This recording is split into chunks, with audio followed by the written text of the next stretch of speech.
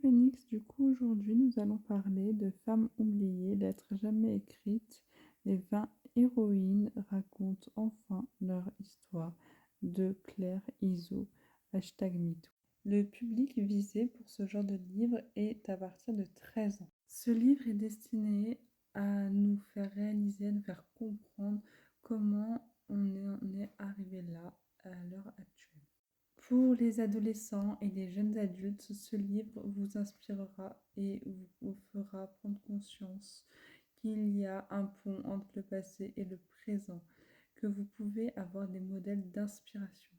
Ce livre est un message criant et plein d'émotions et d'aventures. Donc déjà, je ne vais pas vous faire durer plus le suspense. Évidemment, j'ai mis un 5 étoiles puisqu'il coche toutes les cases. Ce n'est pas un véritable roman, évidemment, ce sont des écrits de lettres qui n'ont jamais été écrites, mais qui sont là pour les honorer, pour glorifier ce qu'elles ont représenté, pour montrer à quel point ces femmes ont eu un impact positif sur notre vie actuelle. Ce sont des héroïnes, tout comme des militaires qui ont fait la guerre, elles aussi ont revendiqué leurs droits, qui sont maintenant nos droits. Ce livre nous montre par un descriptif très complet du résumé des femmes qui auraient dû être adulées, acclamées, au lieu d'être pointées du doigt et ostracisées par les hommes, pour éviter de nous donner nos droits et nos revendications. Enfin, c'est un honneur que Claire Iso a fait en reliant toutes ces informations pour mettre en évidence les lois macabres cherchant à mutiler la parole des femmes. Voilà enfin que l'autrice nous offre ce roman plein de palpitations et d'énergie, un cri qui est revendicateur, un cri plein d'émotions, un cri qui sert à nous encourager à aller de l'avant. Un amour qui réchauffe le cœur et nous fait pâlir de 1000 étoiles. Nous voyons donc par quoi nos ancêtres ont dû se battre pour avoir nos droits constitutionnels. C'est un livre qui relie l'unicité, la beauté, cherchant à ne jamais oublier à quel point elles se sont battues pour nous. Nous allons du coup, dans ce livre, parler de plusieurs femmes. Oui, car ce sont des lettres qui ont été inventées exprès pour nous mettre en relief comment elles vivaient. Nous allons parler du parcours de 20 femmes, ainsi qu'on peut les appeler aussi certaines les femmes de l'ombre. Afin de ne pas les oublier, je vais tout de même vous en citer quelques-unes, ainsi que leurs caractéristiques. Donc l'une des premières que j'avais envie de citer, c'est Olympe de Gouges. Oui, cette femme qui a révolutionné le monde, qui a été guillotinée sous la terreur à cause de ses écrits politiques. Donc oui, vous l'aurez compris, son combat était tout simplement l'égalité entre l'homme et la femme, juridiquement parlant, et ainsi politiquement parlant. Malheureusement, ce fut une fin tragique pour cette femme. Mais nous allons aussi nous pencher sur une physicienne qui s'appelle Meitner. Elle a découvert tout simplement l'explication théorique de la fissure nucléaire en 1938 et n'a jamais été récompensée par un Nobel. Alors, je vais peut-être être grossière, mais il va falloir quand même le dire. En fait, elle a été mariée avec un homme et grâce à Dieu, eh bien, il l'a laissé faire de sa passion avec lui. Voilà. Sauf que malheureusement, elle n'était que son assistante.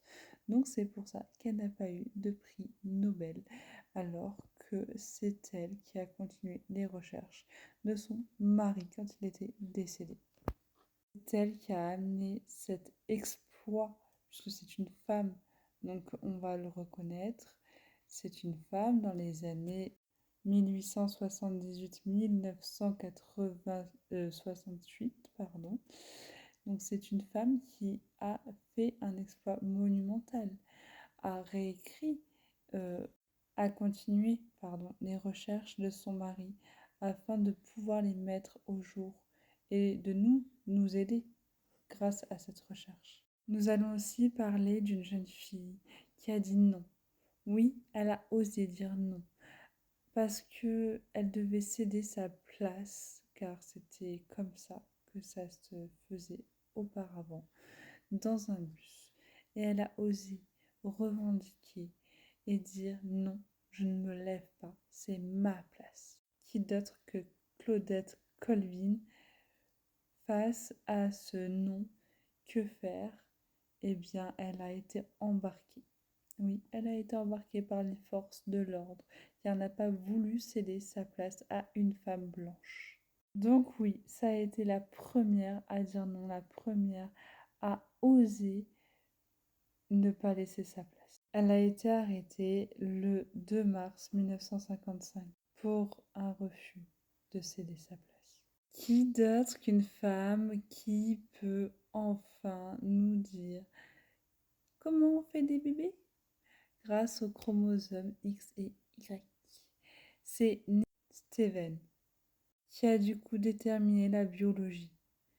Elle a réussi à avoir son doctorat à 42 ans. Elle a une carrière aussi révolutionnaire que stupéfiante.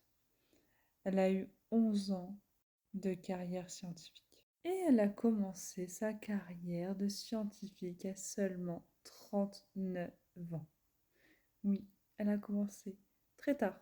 Quand je dis seulement, c'est parce qu'elle a eu son doctorat à 42 ans. Ce qui signifie qu'elle a été une érudite et qu'elle est montée en flèche assez vite. Nous allons aussi en apprendre plus sur Narnelle Mozart, du coup la sœur de Mozart, qui a été mariée de force et qui a eu des enfants, qui a été interdite de sa carrière publique à l'âge de 18 ans.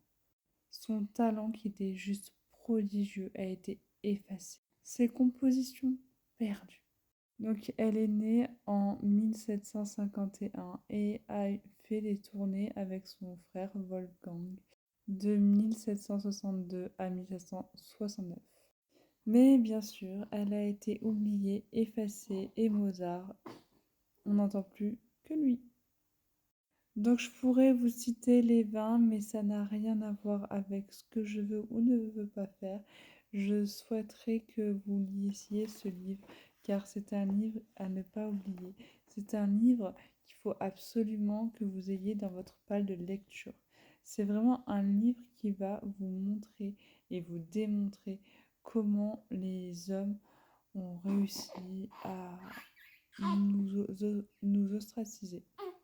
Mais en même temps, il est d'une richesse et d'une beauté incroyable et incontournable. Parce que toutes ces femmes-là, ce sont des femmes plus qu'inspirantes. Ce sont des femmes qu'on doit honorer. Donc je ne vais pas détailler évidemment toutes les femmes qui sont dans ce livre, car ça ne servirait à rien.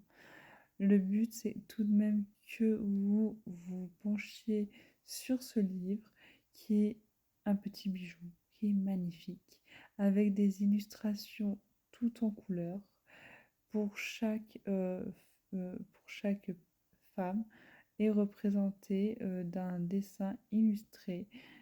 Voici le type d'illustration qu'il y a. Je précise, ce n'est pas un livre qui se veut misogyne, bien au contraire.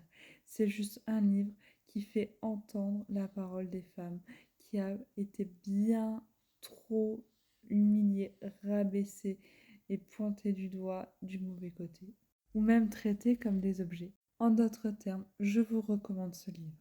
N'hésitez pas à me laisser un petit commentaire si cela vous a plu, si vous connaissiez ou pas ce livre que j'ai reçu en service presse et dont je remercie profondément l'autrice pour sa générosité. Ce livre est toutefois très bienveillant, il ne veut pas de configuration misogyne, masculinisme ou autre. Pensez à liker, à partager et à commenter si cela vous a plu. Bisous bisous.